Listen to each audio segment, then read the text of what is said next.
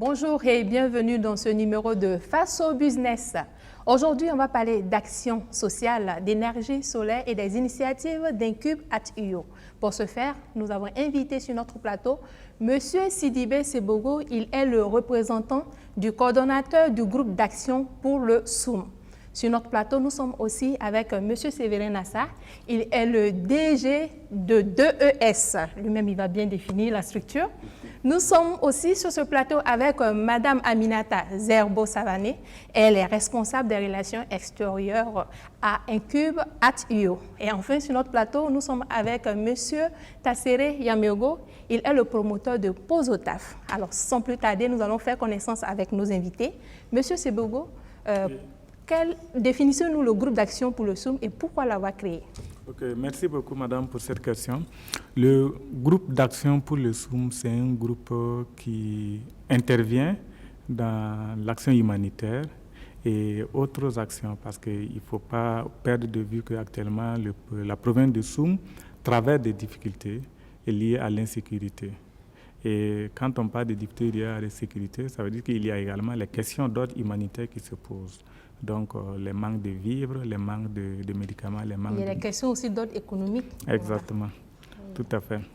Parce que s'il n'y a pas d'activité, ça veut dire que ça va de pair avec l'économie qui est effectivement ralentie, puisque les gens ne sont même pas libres pour mener des activités. Exactement. À plus forte raison, chercher de quoi effectivement faire élever l'économie.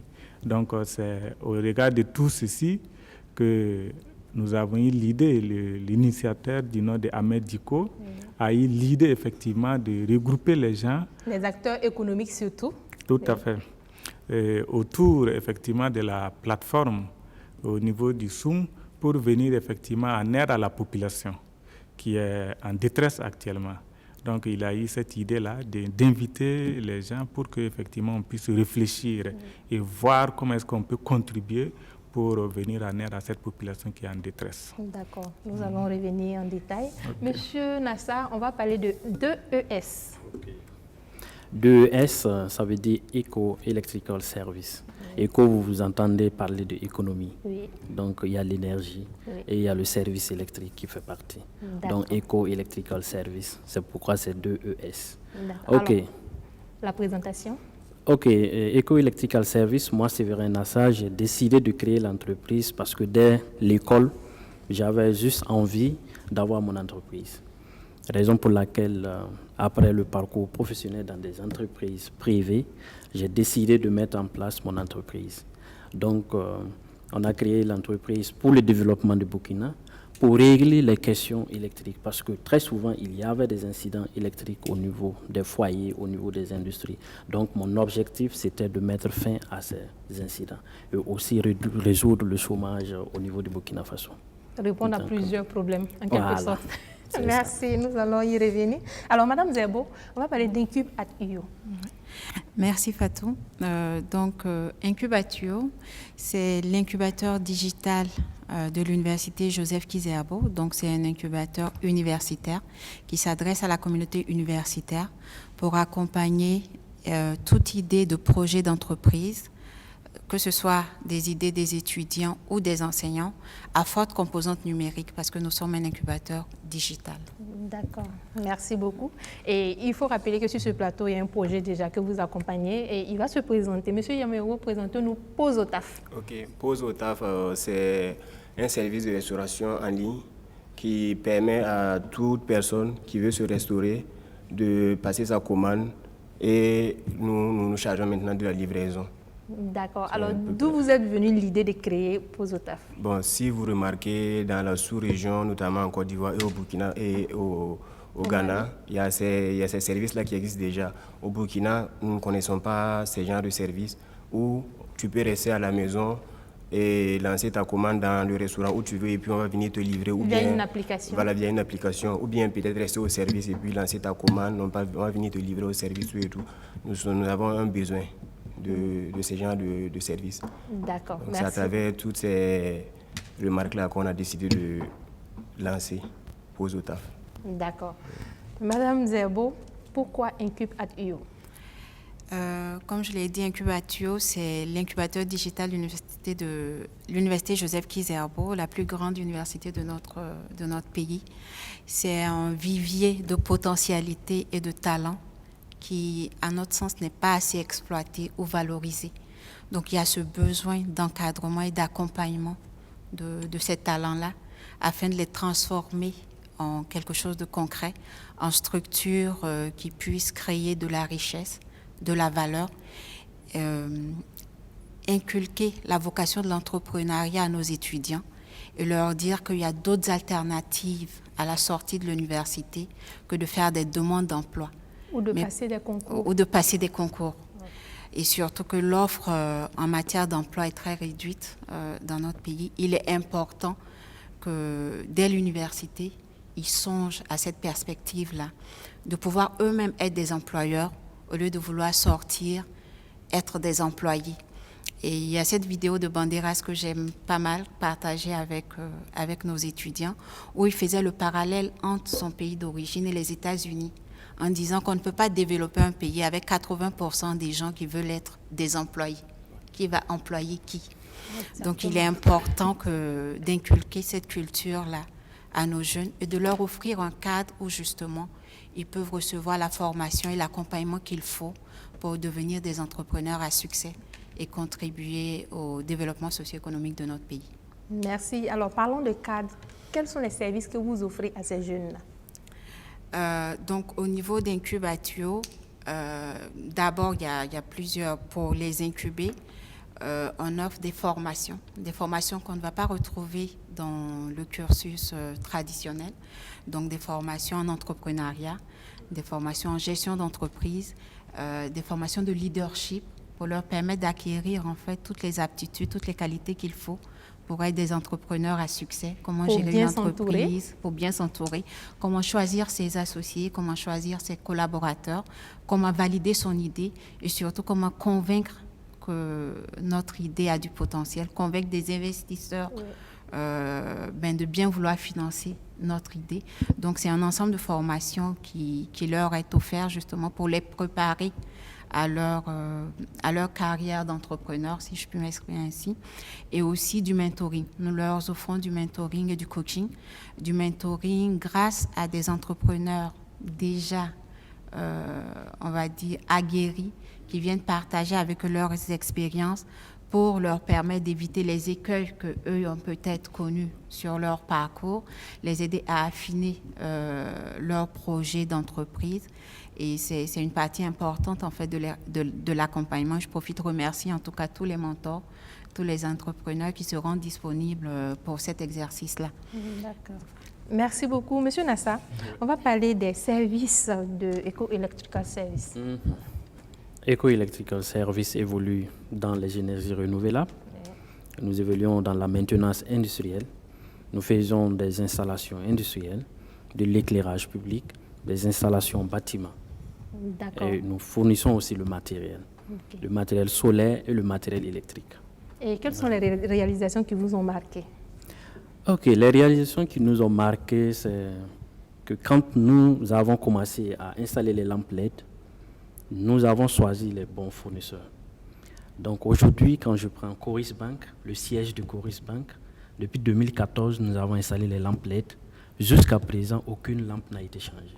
6 années après. Oui.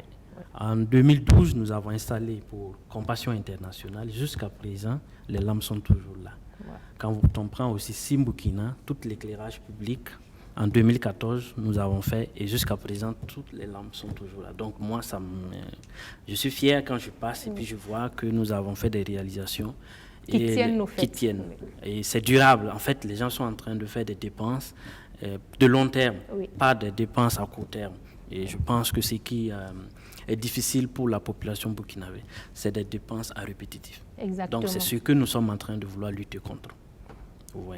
Et ici trouve tout son sens de économique. Voilà. Par exemple, la carte éco se trouve dans l'appellation de l'entreprise. Merci beaucoup.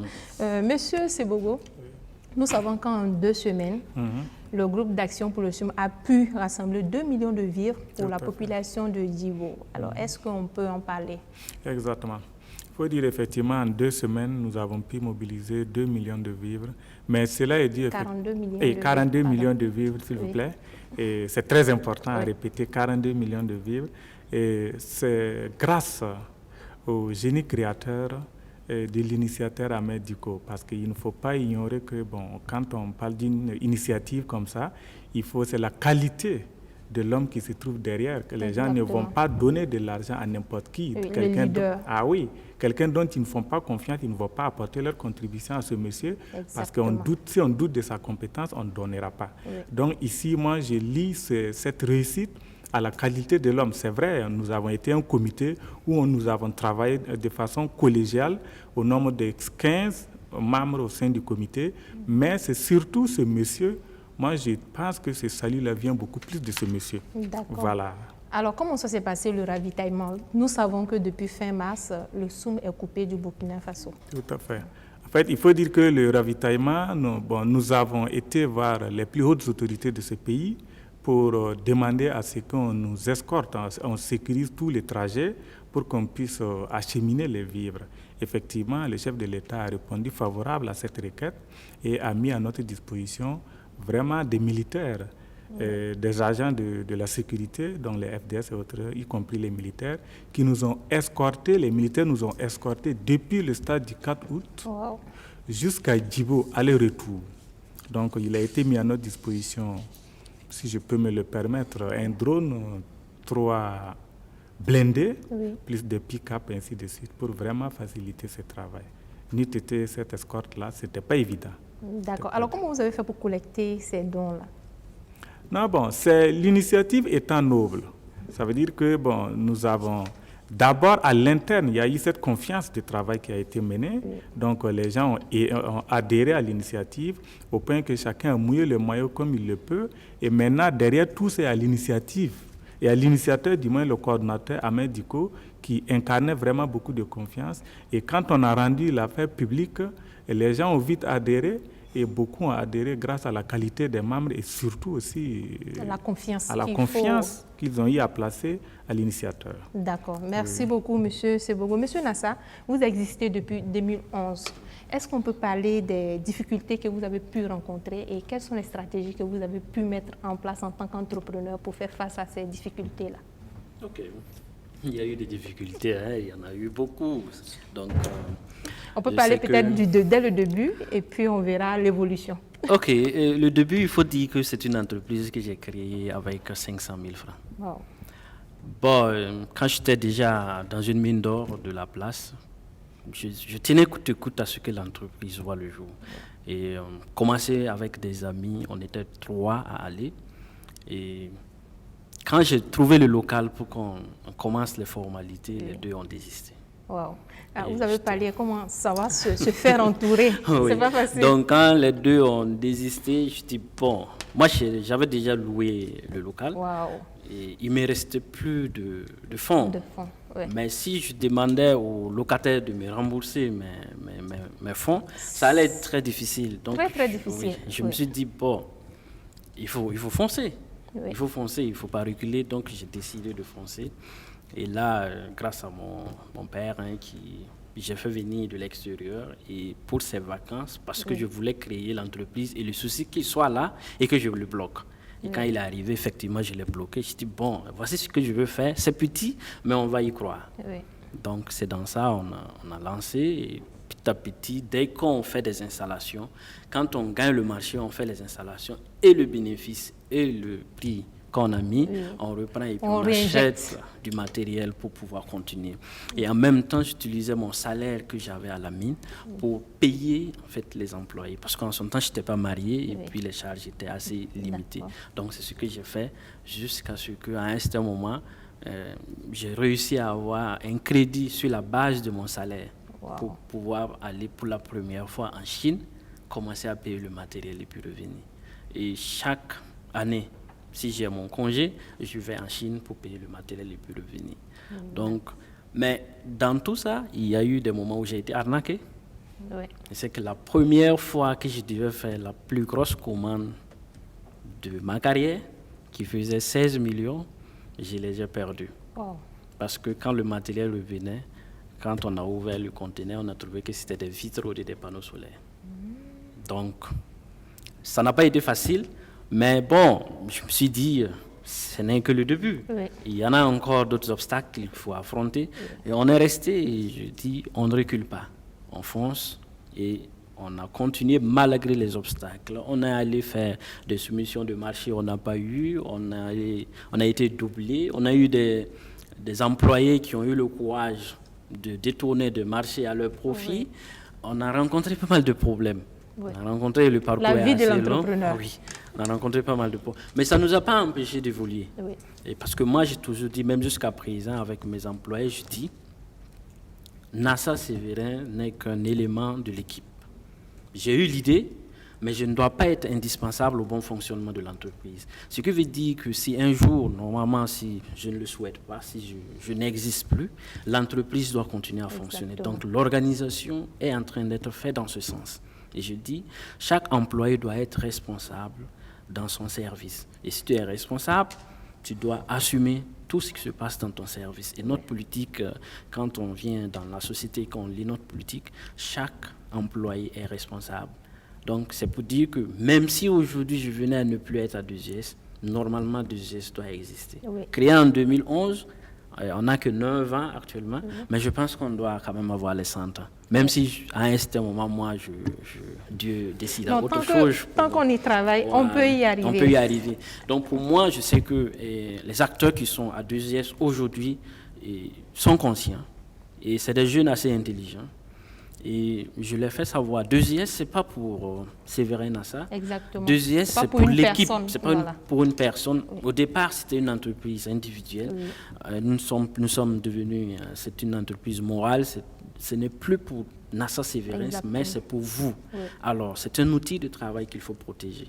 Si vous vous amusez avec, tout serait-il que NASA Sévérin de vivant a toujours les forces pour se battre, pour pouvoir aller de l'avant. Oui. Mais si je n'existe plus, c'est un outil de travail que vous avez en fait privé à vos enfants, à vos arrière-petits-enfants et à vous-même. Exactement. Parce qu'il faut repartir encore chercher du boulot, ce qui n'est pas du tout intéressant. Pourtant, l'idée que j'ai est que tous les acteurs doivent être partie prenante de ES. Donc, nous sommes obligés d'avancer ensemble, de travailler. Donc, l'idée ou bien les idées en fait de tous les acteurs, du plus grand au plus petit, comptent dans la gestion de l'entreprise. Sont pris en compte. Ouais. Oui. Alors, j'aimerais savoir, de la création jusqu'à maintenant, c'est à partir de quelle année vous avez commencé à faire des bénéfices? Parce qu'aujourd'hui, très souvent, oui, les jeunes, quand ils se lancent dans l'entrepreneuriat, on en fait tous partie, on veut de l'argent très, très vite. Quand on se lance en janvier, on veut qu'à partir de février, qu'on commence déjà à avoir quelque chose. Donc, c'est difficile. Il faudra aussi inculquer aussi cette valeur à la jeunesse, à la jeunesse qui veut se lancer. Quand on entreprend, ce n'est pas pour faire du profit demain, tout près. Voilà. Alors là, si je dois parler à mes frères... Combien d'années comme ça environ? Nous sommes actuellement, on a 9 ans, mais je dirais que jusqu'à présent, nous n'avons pas encore réalisé un bénéfice en tant que tel parce que le projet est assez large. Donc, ce n'est que des investissements. Aujourd'hui, si vous voyez 2GS sur Kwame Nkrumah, c'est différent de 2GS en 2018 et en 2019. Jusqu'en décembre 2019, 2GS était assez petit. Dans un petit D'accord. Donc, je comprends l'esprit. Quand vous faites des chiffres, vous réinjectez dans l'entreprise. On réinjecte tout dans l'entreprise. On réinjecte dans la gestion du personnel et on réinjecte ça dans en fait, le développement de l'activité. Dans l'image, la notoriété, voilà. Donc, 2GS, aujourd'hui, nous sommes en train de faire de l'importation du matériel. On ne va pas importer le matériel. L'objectif, c'est de réduire aussi le chômage au Burkina. Donc, raison pour laquelle, vu la taille de l'entreprise et le nombre de personnel, c'est aussi élevé. Donc, mais on tient. On tient à ce qu'on réduise le chômage. On tient à ce que le pays soit développé par 2GS. On veut aussi apporter notre pierre au développement du Burkina. D'accord, merci beaucoup. Madame Zerbo, quels sont les critères pour pouvoir être incubé à Incubat.io et quelles sont les valeurs que vous véhiculez aux jeunes entrepreneurs? D'accord, ok. Merci.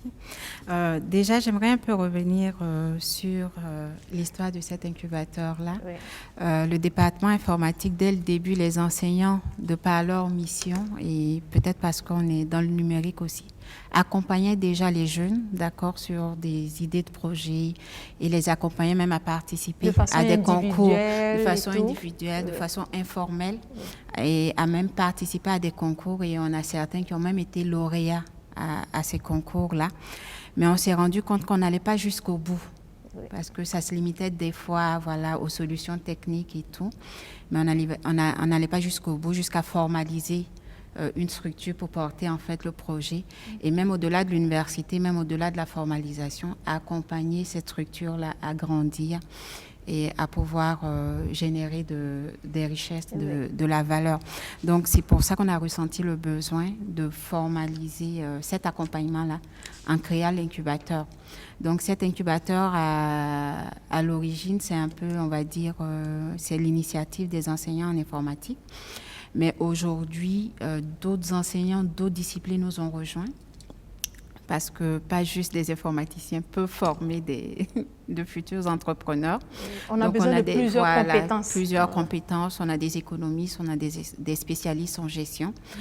On a également on va dire des enseignants en anglais. Oui. On met un accent en fait sur cela parce qu'aujourd'hui, pour pouvoir s'ouvrir, c'est une langue importante pour des entrepreneurs. C'est une langue à maîtriser. Qui veulent se développer voilà, à l'international. Qui veulent se développer, qui veulent avoir du succès et qui pensent au-delà des frontières du Burkina. Même en étant au Burkina, pour pouvoir avoir des partenariats intéressants, il est important. Donc, il y a tous ces spécialistes-là qui participent en fait au niveau de l'incubateur.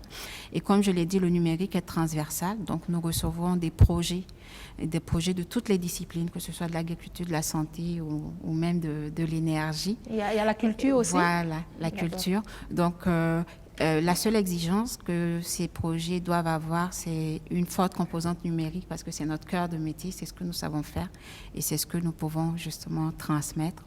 Donc, c'est une équipe interdisciplinaire et des projets aussi interdisciplinaires. Donc, qui peut être incubé à Incubatio. Nous nous adressons à la communauté universitaire. Donc, c'est principalement les étudiants, mais aussi les enseignants qui ont des idées de projets et qui aimeraient avoir un accompagnement pour aller vers la création d'une entreprise. C'est vrai que nous sommes à l'université Joseph Kizerbo, mais nous sommes conscients que les autres universités ou les privés n'ont pas encore forcément ce cadre-là, ce cadre pour accompagner les étudiants qui aimeraient entreprendre. Donc, nous nous ouvrons en fait à toute la communauté universitaire du Burkina. Donc ainsi, nous ne recevons pas juste des étudiants de l'université Joseph Kizerbo, mais des étudiants d'autres universités ou des d'autres instituts, écoles aussi. Voilà, des écoles privées. Okay. Voilà. Merci. Maintenant, au niveau des valeurs, voilà, des valeurs que nous véhiculons, ben, c'est le travail, comme il a dit, le travail, la persévérance, ne pas s'auto-censurer, ne pas se dire que ce n'est pas possible, et aussi, comment dirais-je, pouvoir voir en tout obstacle ou en toute difficulté une opportunité de rebondir, une opportunité de se renouveler, mais une opportunité aussi d'apporter des innovations. Voilà, donc c'est un peu surtout ça, de ne pas se laisser freiner par les obstacles, mais de voir ces obstacles-là, des opportunités, de proposer de nouvelles choses. D'accord. Parlons des innovations. Qu'est-ce que vous avez apporté comme innovation pour lutter contre le Covid? Nous sommes en cette période de pandémie et nous espérons que ça va finir très très bientôt parce qu'on en a vraiment hâte. Voilà. Oui, c'est vrai. C'est vrai que cette pandémie est un peu un coup dur pour tout le monde et à tous les niveaux. Et je pense que chacun à son niveau a essayé de se mobiliser. La communauté universitaire s'est mobilisée. Incubatio aussi a voulu participer à cette mobilisation-là. Donc, il y a eu plusieurs initiatives pour contribuer à la lutte. On a d'abord organisé un hackathon pour permettre aux étudiants de réfléchir sur comment, justement, à l'aide du numérique, on pouvait participer à la lutte. Et ce hackathon a été organisé entièrement en ligne. et a même permis à des étudiants qui étaient confinés en France, parce qu'ils étudiaient en France, de pouvoir participer et proposer des solutions. Donc, on a retenu quelques solutions sur lesquelles on travaille. Et très bientôt, on va lancer une plateforme justement pour la lutte contre le Covid. Mais au-delà de cette lutte-là, c'est une plateforme qui s'attaque à la désinformation. Oui. Parce que la désinformation est un élément aggravant même de la pandémie. Quand on parle des fake news, les fake news et tout ça. Des sources de stress. Exactement. C'est un élément même aggravant de la pandémie. Donc, cette plateforme-là veut, à l'aide de l'intelligence artificielle, aider à lutter contre les fake news, informer les gens sur les fake news et prévenir la propagation des fake news. À côté de ça, avec l'implication de nos incubés et de nos bénévoles au niveau d'Incubatio, on a fabriqué des dispositifs pour faciliter le respect en fait des gestes barrières. Donc notamment un système de lavage automatique des mains qui évite de toucher en fait, parce que si on a des intermédiaires, ils peuvent être aussi des sources de contamination. Après avoir lavé les mains, quand on touche pour fermer soit le robinet ou le savon, c'est toujours compliqué. Exactement. Donc là, à l'aide de capteurs, on peut avoir du savon, se laver les mains et ensuite aussi de la même façon avoir de l'eau, se rincer sans toucher le dispositif. Quoi que ce soit. Et il y a un autre dispositif dont on est particulièrement fiers, c'est le distributeur géant de gel. D'accord. Parce qu'avec l'eau aussi, il y a le problème de devoir s'occuper de l'eau sale, de pouvoir approvisionner l'eau, de pouvoir avoir des mouchoirs aussi et tout. Et le distributeur de gel géant, il permet aussi de la même manière de distribuer du gel automatique, du gel hydroalcoolique ou de la solution hydroalcoolique. Mais ce gel-là, il peut embarquer jusqu'à 20 litres de gel. Donc, il est vraiment adapté aux lieux qui sont très fréquentés. Les espaces publics. Les espaces publics, les marchés, les hôpitaux, les universités, les écoles et tout ça. Et donc, il peut permettre en tout cas de faciliter le respect de ce geste barrière-là. Donc, les prototypes sont actuellement au niveau de l'université et nous recherchons du financement justement pour pouvoir déployer ce distributeur en grande quantité, dans tous les espaces. Dans les lieux publics. Et à côté de ça, on développe aussi des plateformes. On est en train de développer une plateforme, comme je vous l'ai dit, la communauté universitaire s'est mobilisée, toutes les disciplines, pour proposer en tout cas des solutions et contribuer à la lutte. Donc, on est en train de finaliser une plateforme qui va reprendre ces contributions et les publier pour les faire connaître et aussi pour leur promotion. Et en collaboration avec Enfants du Monde, on est en train de travailler sur une plateforme d'éducation à la santé, à l'attention des femmes enceintes et femmes allaitantes dans le contexte du Covid. Voilà, donc c'est un peu ces différentes initiatives qui ont été mises en place, qui sont actuellement en cours au niveau de l'incubateur. Mais il faut souligner qu'au lieu de ralentir en fait nos activités, on a vu en cette pandémie l'importance d'accélérer certains de nos projets, notamment nos projets en santé numérique. Voilà, en ces temps de Covid, on a vu combien il était important de pouvoir disposer d'outils en fait en santé numérique. Donc, il y a des projets qui sont actuellement en cours, qu'on accélère et qui doivent voir le jour incessamment. Très bientôt. Très, très bientôt. Merci beaucoup, Madame Zerbo. Alors, Monsieur Yamirgo, vous êtes une nouvelle start-up sur le terrain. Vous avez été accompagné par Incub@io. Partagez avec nous votre expérience. Vous avez commencé exactement quel jour déjà sur le marché et comment ça se passe? Voilà, votre activité sur le terrain. Bon, je dirais que c'est notre première semaine comme ça d'activité. Pour le moment, ça va un peu. Mais on a eu à prospecter des restaurants où beaucoup disent pour le moment avec le carême. Oui, nous sommes dans le mois du jeûne, mais qui tire vers sa fin. Voilà, qui tire vers sa fin. Donc du coup, on n'arrive pas à avoir beaucoup de clients comme on espérait. Donc on espère vraiment qu'après cette période, nous allons vraiment avoir les clients qu'on espère. Voilà, assez de clients. Alors avec la pandémie, comment vous vous y prenez dans votre activité? Avec la pandémie, d'abord nous avons équipé nos livreurs avec les gels. Ils se promènent avec des gels alcooliques, des gants. Arrivés au restaurant, ils sont obligés de se laver les mains. Et sans oublier les masques. Voilà, avec les masques surtout. D'accord. Voilà, désinfecter et tout. Et aussi, nous sommes équipés de sacs de livraison où le livreur n'a pas il ne peut pas bien manipuler le repas. D'accord, c'est-à-dire le repas est bien protégé dans le sac. Le repas est bien protégé. Il arrive, il donne le sac à la restauratrice ou au restaurateur. Lui, il prend c'est lui qui doit ranger le plat dans le sac. Les kits, voilà, et qui ferme et remet au livreur. C'est ça. Donc lui, il n'a pas le temps de bien manipuler le repas. C'est le client direct qui prend et puis et il lui remet son argent. Voilà. Il lui remet son argent et tout. Merci beaucoup, Monsieur Yamego.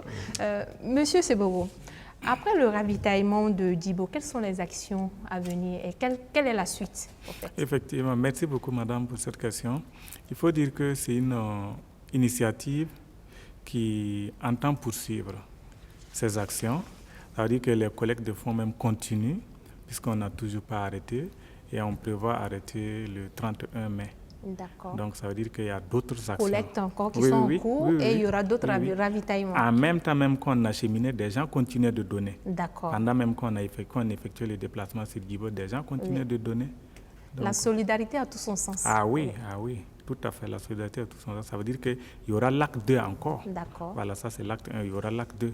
Il y aura d'autres actes également. Oui. Mais bon, on préfère être jugé sur les faits. Sur les faits, voilà. d'accord. Merci pour la prudence. Merci. Monsieur Nessa, alors, en ce temps de Covid, comment se comporte DES? Ok. À cette période, c'est un peu difficile. Oui. Mais nous avons décidé de ne pas arrêter nos activités. Oui. Le besoin, il est là. Le besoin est là parce que là, les gens sont à la maison. Oui. L'utilisation de l'énergie devient de plus en plus accrue. Donc, les gens sont obligés de revenir vers nous pour chercher des panneaux solaires, des batteries pour pouvoir s'alimenter. Donc, nous avons décidé de respecter les gestes barrières, équiper tous les techniciens. Tous les techniciens et pour les permettre de pouvoir faire les installations, de livrer le matériel chez nos clients. Aussi, nous avons le service santé-sécurité. Wow. Donc, le service santé-sécurité oblige tous les employés à porter les masques, les gants, tout ce qu'il faut, à avoir les gels, à utiliser les gels pour pouvoir se déplacer. Les casques, surtout les casques pour les motos, oui, nos employés sont obligés de porter les casques. Même s'ils quittent la maison pour venir au service, ils sont obligés de porter. Parce que là, on ne tolère pas du tout à ce niveau. Oui. Et la responsable a l'obligation, même si en venant au service, elle voit un de nos employés qui est en train de rouler sans casque, de signaler. Oui. Et là, nous ne badinons pas à ce niveau, on décide de sanctionner la personne parce que non seulement il y a la question du Covid, et il y a aussi la question de la sécurité routière. Exactement. Donc à ce niveau, on met l'accent sur la sécurité des employés. Et on dit toujours aux employés, vous ne venez pas ici pour travailler et puis mourir. Non. C'est la raison pour laquelle nous insistons à ce qu'ils utilisent les équipements de protection individuelle. Et là, par inspection, si je surprends par exemple un employé qui n'a pas utilisé ces équipements de protection individuelle, automatiquement on lui demande de quitter la boîte. Parce que là, on ne badine pas à ce niveau. Parce pas que de tolérance, parce que c'est une réalité au fait. C'est une réalité. Donc il faut que, là, ce qui fait que l'arrivée du Covid, ça ne nous a pas trop fatigués par rapport à l'utilisation des masques, vaut mieux prévenir que guérir. Que de guérir. Donc nous insistons là-dessus. Et ça ne nous a pas empêché de travailler. On respecte les gestes barrières. On a mis des lave-mains à l'entrée du showroom, à l'entrée des bureaux, on a mis des lave-mains et tous les employés qui arrivent ont l'obligation de laver les mains, même moi-même y compris. Quand j'arrive, la première des choses que je fais, c'est de déposer mes outils, laver mes mains, mettre le gel avant de rentrer. C'est ce que je fais. Donc, tout le monde doit respecter. Actuellement, tout le service est en réflexion pour voir qu'est-ce que nous allons faire pour apporter du soutien à nos autorités pour pouvoir faire face à cette pandémie. Mais il n'y a pas de panique. Oui. Chez nous, il n'y a pas de panique. Nous devons continuer à vivre. C'est vrai, c'est une pandémie qui est arrivée. Ça a existé avant. Oui. Et je sais que ça va venir encore. Donc, il n'y a pas de raison qu'on panique, on reste à la maison. Il y a des prévisions. Je ne sais pas si on va parler de fake news, mais si c'est vrai, mais que c'est une maladie qu'on peut canaliser, on peut trouver une solution pour maîtriser la maladie, mais disparaître à 100%, les gens sont pessimistes dessus. Bon, disparaître à 100%, c'est comme la rougeole, la varicelle qu'on a connue quand on était toujours à l'école. Ça Et existe jusqu'à toujours, présent, jusqu'à on a présent ça. ça existe. Donc il n'y a pas de raison que nous cédons à la panique. Il faut s'adapter. Il faut Savoir s'adapter. s'adapter et puis évoluer. Et c'est comme ça nous on évolue. Et on va apporter aussi du soutien à la population, à nos D'accord. collègues techniciens. Et face à la situation, est-ce que vous avez mis en place des offres promotionnelles pour vos clients? Oui, les prix des produits sont en train d'être baissés. Le service commercial est en train de travailler là-dessus. Et je sais que d'ici la fin de la semaine prochaine, vous allez voir que des prix que les gens trouvent déjà intéressants vont encore chuter au profit de la population burkinabé. D'accord. Actuellement, le service le plus demandé? Le service le plus demandé, c'est les installations solaires dans les domiciles. Oui. Parce que vous savez que le Burkina Faso a des difficultés pour couvrir l'ensemble du territoire. Donc tous les Burkinabés veulent avoir en fait de l'énergie. Donc les installations solaires dans les domiciles, c'est beaucoup plus demandé. D'accord. Merci beaucoup. Madame Zerbo, vous accompagnez des jeunes. Ça, c'est une réalité. Et quelles sont les difficultés que vous rencontrez avec ces jeunes-là? D'accord, merci. Donc, au niveau des difficultés, on va déjà dire, comme j'ai dit, c'est un incubateur public. Donc, nous nous appuyons en fait essentiellement sur des subventions pour réaliser nos activités. Donc, nous-mêmes déjà en tant qu'incubateur, on a des difficultés, on va dire, en ressources matérielles ou financières pour pouvoir peut-être accompagner comme on le souhaiterait et en grand nombre les étudiants. Mais malgré cela, on essaye à Incubatio, c'est un peu notre credo, de faire de grandes choses avec peu de moyens. Donc nous avons de grandes ambitions. Donc on essaye en tout cas d'utiliser le peu de moyens qu'on a pour offrir un encadrement de qualité aux jeunes qui sont là. La difficulté avec eux aussi, ça va se retrouver au niveau financier parce que entreprendre, c'est donner du temps.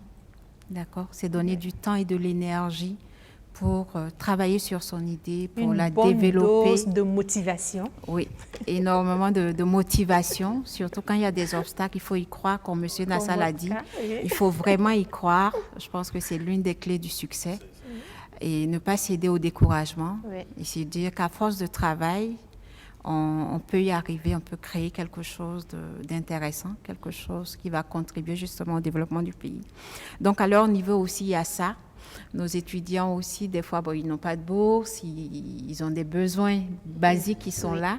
Nous n'avons pas forcément les moyens de satisfaire à ces besoins-là, donc il faut essayer de trouver comme un juste milieu, un équilibre pour qu'ils puissent continuer à travailler sur leur projet. Sinon, ils vont dire « Ah, ben moi, j'ai besoin de tickets de rue, donc je préfère aller faire un petit cours à domicile pour avoir un peu d'argent, pour avoir le carburant pour venir au cours et tout, que de passer mon temps à l'incubateur, en train de réfléchir sur un projet. Je ne sais pas quand ça va démarrer, je ne sais pas quand ça va commencer à donner.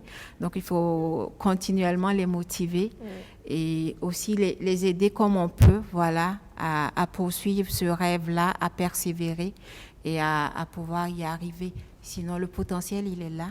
Le talent, il est là. Ils ont besoin d'être accompagnés, ils ont besoin d'être encadrés.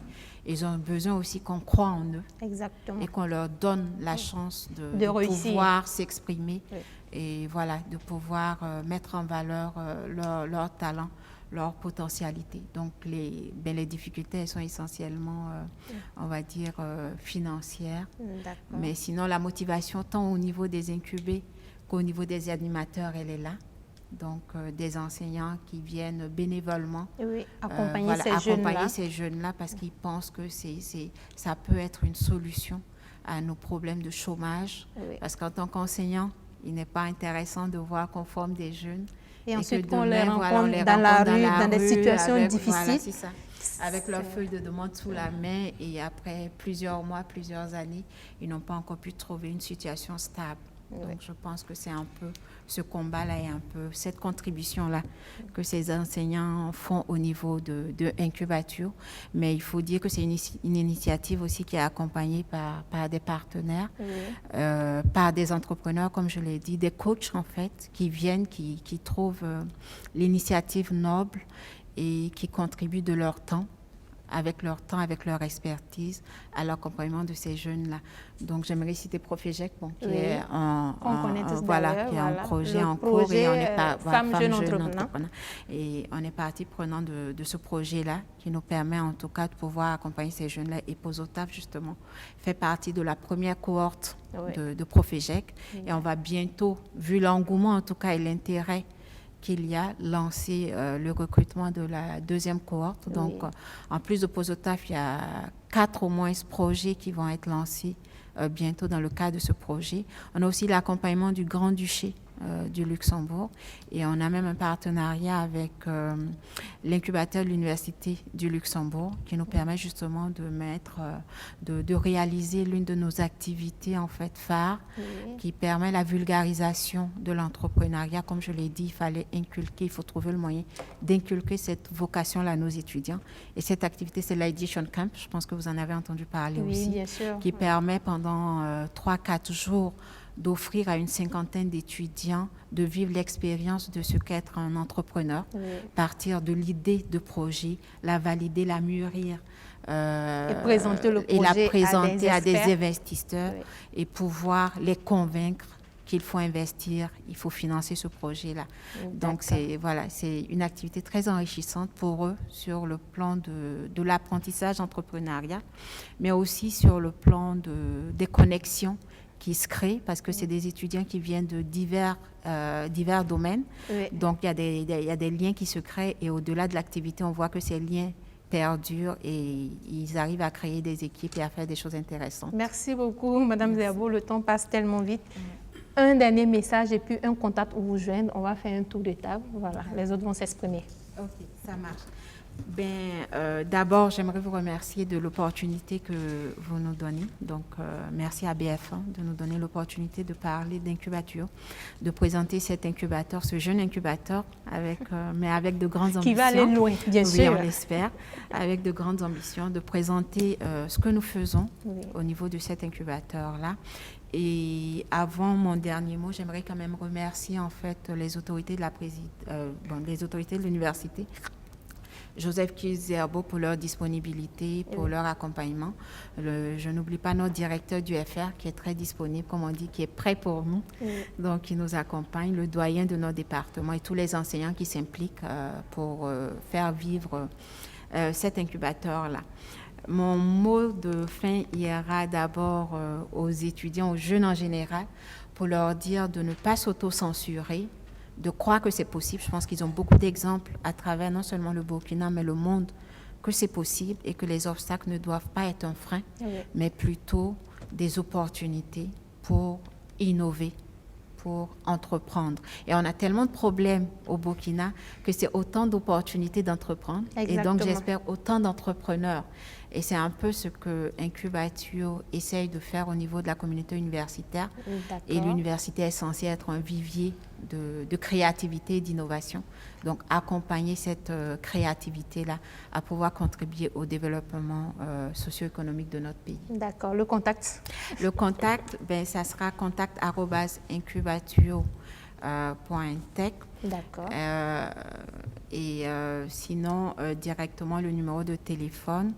Je donnerai directement un numéro où me joindre. C'est le 66 26 83 31. Merci beaucoup, Madame Zerbo. Monsieur Yameogo, un dernier message et puis un contact pour faire des réservations à Posotaf. Ok, d'accord. D'abord, je tiens à remercier BF1 pour cette émission qui va permettre de nous faire voir encore plus. Et aussi, nous vous souhaitons plein succès. Merci.